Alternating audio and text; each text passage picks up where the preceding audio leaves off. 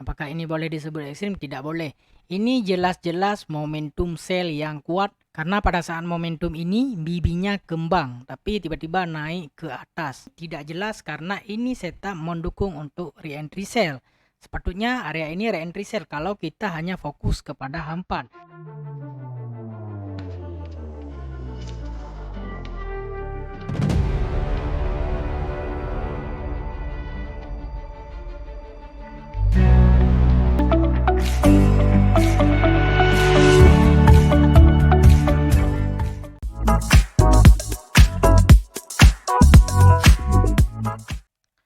Assalamualaikum warahmatullahi wabarakatuh. Selamat datang kembali di channel Zulfikar FX. Di video kali ini kita akan membahas BBMA code lagi, namun ini adalah yang terakhir, yaitu code RMI, yang mana code ini sangat cocok untuk digunakan sebagai swing trader. Nah, sebelum kita bahas lebih lanjut, bagi teman-teman yang baru berkunjung ke channel Mimin, jangan lupa dukungannya dengan cara klik tombol subscribe, like, dan share ke teman-teman. Jika sudah, mari kita lanjutkan. Oke, sebelum kita lanjutkan ke pembahasannya, mari kita dengar dulu informasi berikut ini. Kalau kalian butuh penghasilan tambahan tanpa modal, bahkan nggak pakai trading bisa cuan, kalian bisa banget gabung dengan program afiliasi DXM. Yang paling penting, caranya nggak ribet dan cuma butuh 3 menit saja. Nah, programnya caranya gimana sih? Kalian bisa klik link di kolom deskripsi untuk daftar. Sebelumnya, mau dijelasin dulu nih keuntungan-keuntungan dari program afiliasi DXM. Benefitnya apa aja sih program afiliasi DXM? Jadi dengan bergabung di program afiliasi atau partner DXM, kalian bisa mendapatkan berbagai keuntungan dengan cara mengundang orang lain sebagai trader DXM pakai link afiliasi kalian. Nah, kalian daftar dulu. Nantinya kalian bisa mendapatkan komisi sampai $25 per lot atau sekitar Rp400.000 per lot transaksi dari orang lain yang kalian undang pakai link afiliasi kalian. Tidak ada batasan komisi, jadi kalian bisa undang orang lain sebanyak-banyak yang kalian mau. Kalian juga bisa memantau pendapatan kalian secara real-time setiap harinya dengan akurat dan transparan. Nah, pembayaran komisinya kapan? Nah, saat kalian menjadi partner SM, kalian ingin menarik komisi kalian, maka komisi tersebut akan langsung dibayarkan tepat waktu. Nah, selain itu ada juga program hadiah Mitra XM yang mana dari setiap pencapaian yang kalian peroleh, kalian bisa mendapatkan keuntungan sampai $150.000. Hanya butuh 3 menit aja untuk daftar dan kalian bisa undang teman-teman pakai link afiliasi kalian. Kalian bisa klik link di kolom deskripsi untuk mendaftar. Oke teman, inilah BBMA code RMI yang akan kita bahas pada kali ini. Nah, apa itu BBMA code RMI? Nah, BBMA code RMI adalah gabungan code MTF, yaitu Reentry, MHV, dan Extreme. Nah, pada code RMI ini melibatkan dua setup sekaligus di time frame pertama dan time frame kedua. Sehingga di time frame ketiga perjalanan agak jauh sebab datang daripada reentry dan MHV secara bersamaan. Berbeda dengan code-code sebelumnya, code ini sangat bagus dan sangat rekomendasi untuk swing. Nah, BBMA multi time frame code RMI ini yang mana time frame pertama kita akan tetap fokus kepada re-entry sebagai setup yang paling powerful. Yang time frame kedua baru kita mencari market hilang volume atau MHV, dan time frame ketiga baru kita akan mencari extreme yang biasanya ekstrim tidak perlu TP wajib karena datang daripada MHV dan re-entry. Sekaligus dua setup yang mendukung untuk sinyal di time frame ketiga. Nah, BBMA code RMI ini tidak dibahas oleh Cikgu Rohi Adnan ya, yang mana yang dibahas di dalam suatu DVD video atau seminar officialnya BBMA yaitu cuman ada code RIM, RRI, dan RII. Ini adalah code secara officialnya yang dijelaskan dan pernah Mimin pelajari dari DVD-nya Cikgu Oma Ali dan Rohi Adnan pada waktu itu yang disponsori oleh Gero Azrul pada saat itu. Jadi code RMI memang tidak dibahas di sini, tapi kode RMI ini berdasarkan pengkajian dan pembelajaran Mimin ketika mulai membacktest dan membuat kode-kode yang pernah ada. Ternyata Mimin menemukan kode yang baru yaitu RMI. Sehingga kode itu bisa ditambahkan untuk dipelajari sebagai bentuk kode yang jangka jauh. Oke, supaya tidak salah paham, sengaja Mimin sertakan kode BBMA code yang pernah dijelaskan oleh Cikgu Rohyatnan.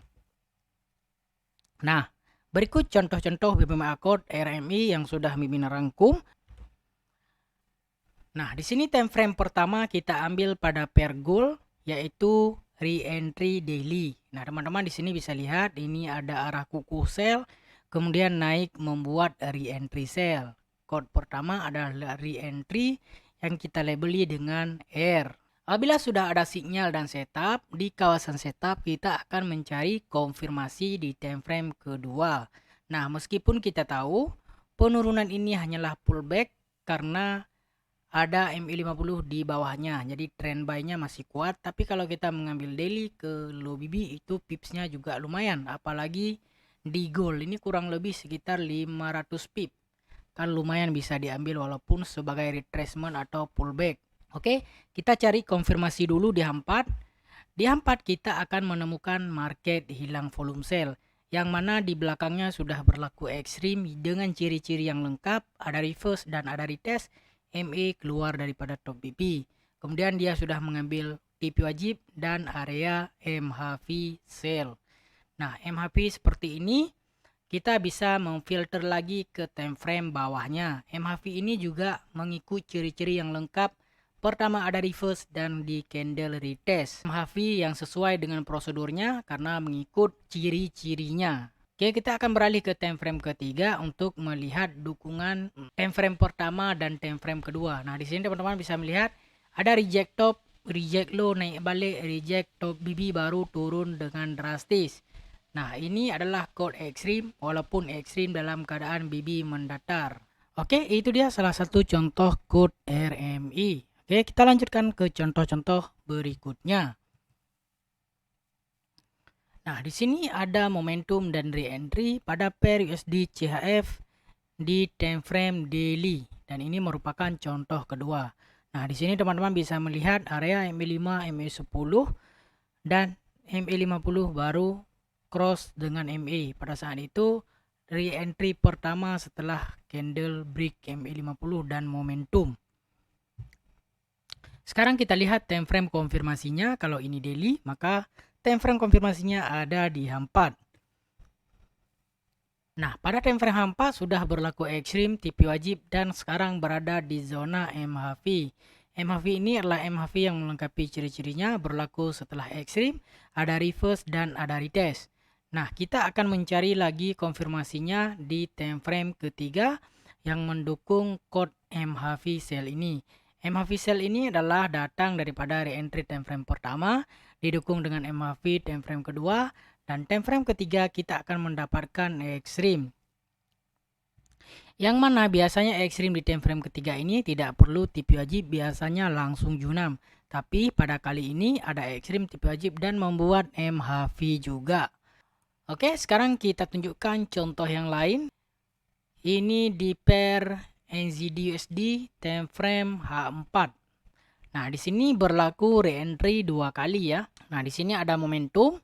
Kemudian pertama membuat re-entry, turun, naik balik, membuat re-entry juga. Dia belum junam. Re-entry kedua baru junam. Nah, seperti ini sering terjadi code yang baru. Biasanya di sini ada code REM misalnya. Karena di time frame bawah akan berlaku ekstrim ke TP wajib. Naik lagi membuat MHV, jadi code kedua. Nah, ini sering berlaku ketika market ingin terjun bebas, teman-teman. Oke, sekarang kita lihat saja di time frame bawahnya konfirmasi dari kedua setup re-entry ini. Nah, di sini teman-teman bisa lihat pertama ada ekstrim, dia turun ke bawah, baru naik balik membuat MAV. Ini code pertama REM, re-entry ekstrim. Kita belum tahu juga di time frame ketiga pada saat itu apakah ini berlaku MAV di time frame bawahnya ataupun ekstrim. Tapi yang jelas code ini valid, REM ini valid, Cuman pada saat ini berlaku sideways. Dari mana kita tahu sideways? Yaitu BB-nya mendatar, tidak kembang. Sehingga setelah turun, dia naik balik. Ini masih aman mungkin karena zone-nya sama tinggi ya. Kadang-kadang ada juga MHV yang naiknya lebih tinggi daripada ekstrim. Nah, pada saat ini MHV-nya bagus karena setara dengan ekstrim sebelumnya. Sehingga lahirlah code yang tadinya time frame pertama R, yang kedua M, kemudian kita lihat di time frame ketiga, yaitu berlaku ekstrim. Jadinya code REM ya. Di sini berlaku ekstrim 2 kali. Ekstrim, rejection, naik balik membuat ekstrim kedua. Nah, ini re-entry pertama di time frame tadi yang pertama. Kita lihat tidak diteruskan dengan momentum sehingga dia akan naik balik untuk membuat code yang baru. Nah, setelah ada momentum, teman-teman bisa lihat akan berlaku zone zero loss. Ya, berbeda di sini tidak ada momentum naik balik. Sebab itu alasan re-entry pertama ini tidak terjun bebas. Karena alasannya time frame kedua dan time frame ketiga tidak ada momentum. Ya, sehinggalah terjadi code RMI. Nah, atas alasan ini Mimin mengkaji dan mempublikasikan code RMI walaupun secara ofisialnya yang dijelaskan oleh Cikgu Rohi tidak ada yang namanya code RMI. Nah, tapi setelah Mimin kaji, code ini sering terjadi sebelum market itu terjun bebas. Oke, kita lanjut ke contoh berikutnya. Nah, ini adalah contoh keempat dan di sini re-entry weekly pada pair USD Kanada. Di sini teman-teman bisa lihat ada arah kukuh turun membuat re-entry di kawasan re-entry pertemuan MIDBB dan MA50. Dan ini re-entry yang sangat bagus sebelum berlakunya re-entry momentum buy. Nah, ini re-entry dari candle arah kukuh. Sekarang kita lihat zone ini di time frame konfirmasinya atau time frame kedua, yaitu daily. Nah, di sini teman-teman bisa lihat berlaku ekstrim, TP wajib, dan ini adalah line of fire atau zona-zona MHV buy yang mendukung time frame pertama. Selanjutnya untuk memperkecil zone MHV, karena kalau kita ambil dari weekly, daily, time frame ketiganya adalah H4. Nah, H4 ini apakah ini boleh disebut ekstrim? Tidak boleh. Ini jelas-jelas momentum sell yang kuat karena pada saat momentum ini BB-nya kembang tapi tiba-tiba naik ke atas. Jadi code ini tidak jelas karena ini setup mendukung untuk re-entry sell. Sepatutnya area ini re-entry sell kalau kita hanya fokus kepada H4. Tetapi kalau kita lihat H1, di sini jelas-jelas MHV setelah adanya arah awal. Biasanya yang seperti ini kita akan keliru. Nah, sebab itulah kekuatan time frame pertama itu lebih kuat daripada time frame bawah-bawahnya.